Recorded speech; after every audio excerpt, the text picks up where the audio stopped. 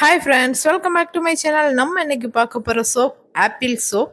இந்த soap use பண்ணுறதுனால நம்ம ஸ்கின்னுக்கு என்னென்ன நன்மைகள் கிடைக்குது, இந்த சோப் இப்போ எப்படி செய்யலாம் அப்படின்னு நம்ம பார்க்கலாம். வாங்க வீடியோக்குள்ளே போகலாம். இப்போ நம்ம ஆப்பிள் சோப் செய்கிறதுக்கு ஒரு ஆப்பிள் எடுத்துக்கலாம்.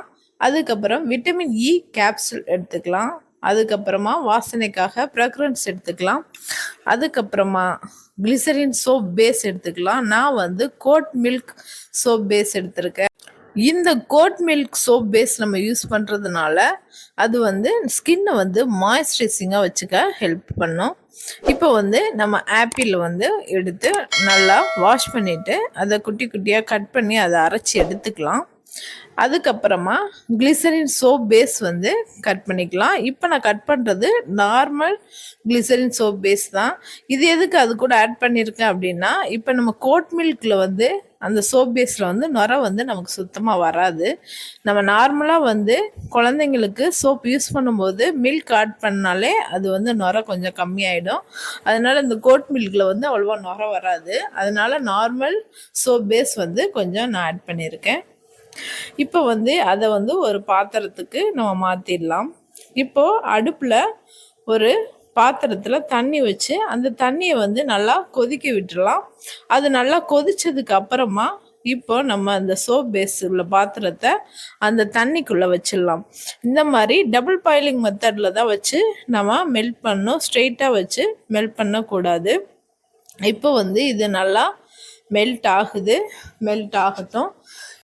இப்போ உங்ககிட்ட கிளிசரின் சோப் பேஸ் இல்லை அப்படின்னா கிளிசரின் சோப்பான எந்த சோப் வேணால் எடுத்துக்கலாம். பியர் சோப்பாக இருக்கட்டும், எந்த சோப்பாக இருந்தாலும் எடுத்து அதை நீங்கள் இந்த மாதிரி கட் பண்ணி அதை மெல்ட் பண்ணி எடுத்துக்கலாம். இது நல்லா இப்போ மெல்ட் ஆயிடுச்சு.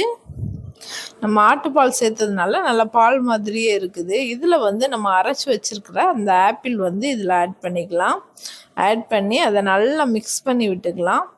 அதுக்கப்புறமா அதில் விட்டமின் இ கேப்சூல் ஒன்று அதில் போட்டுக்கலாம். அதுக்கப்புறமா அதில் வாசனைக்காக நம்ம ஃப்ராக்ரன்ஸ் இதில் ஆட் பண்ணிக்கலாம். எசென்சியல் ஆயில் கூட நீங்கள் ஆட் பண்ணிக்கலாம். ஆட் பண்ணிவிட்டு இப்போ இதை நல்லா நம்ம மிக்ஸ் பண்ணி எடுத்துக்கலாம். இந்த ஆப்பிள் சோப் நம்ம ஸ்கின்னை நல்லா பிரைட்டாக வச்சுக்கிறதுக்கு ஹெல்ப் பண்ணுது. அது மட்டும் இல்லாமல் நம்ம ட்ரை ஸ்கின்னாக இருந்துச்சுன்னா அந்த ஸ்கின்னை மாய்ஸ்சரைசிங்காக வச்சுக்கிறதுக்கு இந்த சோப் ஹெல்ப் பண்ணுது. இப்போ நல்லா இதை மிக்ஸ் பண்ணியாச்சு. இப்போ நம்ம சோப் மோல்டு எடுத்துக்கலாம். இந்த மோல்டில் நம்ம கொஞ்சம் தேங்காய் எண்ணெய் ஊற்றி ஃபுல்லாக அப்ளை பண்ணிக்கலாம். இது எதுக்கு அப்படின்னா, நம்ம சோப்பு எடுக்கும்போது ஈஸியாக வரணும் அப்படிங்கிறதுக்காக தான், வேறு எந்த ரீசனும் கிடையாது. உங்ககிட்ட சோப் மோல்டு இல்லைன்னா வீட்டில் உள்ள சில்வர் கிண்ணம் ஏதாவது எடுத்து அதில் ஆயில் அப்ளை பண்ணிவிட்டு நீங்கள் சோப்பை ஊற்றிக்கலாம். இந்த சோப் மோல்டை நம்ம ஒரு பாத்திரத்தில் வச்சு அதுக்கப்புறம் ஊற்றிக்கலாம். எதுக்குன்னா நம்ம ஈஸியாக வேறு இடத்துல தூக்கி வைக்கிறதுக்கு ஈஸியாக இருக்கும். அதனால தான். இப்போ இந்த சோப்பை ஊற்றிட்டு இதை ஒரு 5 to 6 hours வெளியிலே வச்சிடலாம். நீங்கள் ஃப்ரீசரில் வைக்கிற மாதிரி இருந்தால் ஒரு 1 hour வச்சு எடுத்துக்கோங்க. நான் ஃப்ரீசரில் ஒரு 1 hour வச்சு எடுத்திருக்கேன். பாருங்கள், ஆப்பிள் சோப் சூப்பராக வந்துருச்சு. இந்த சோப் டார்க் ஸ்பாட் குறைக்கிறது மட்டும் இல்லாமல் முகப்பரு குறைக்கிறதுக்கும் உதவுது. அதுக்கப்புறமா கண்ணில் உள்ள கருவளையம் போக்குறதுக்கும் இந்த சோப் ஹெல்ப் பண்ணுது.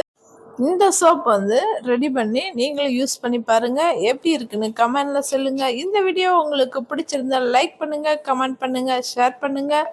மறக்காமல் சப்ஸ்கிரைப் பண்ணிக்கோங்க. தேங்க்யூ ஃபார் வாட்சிங்.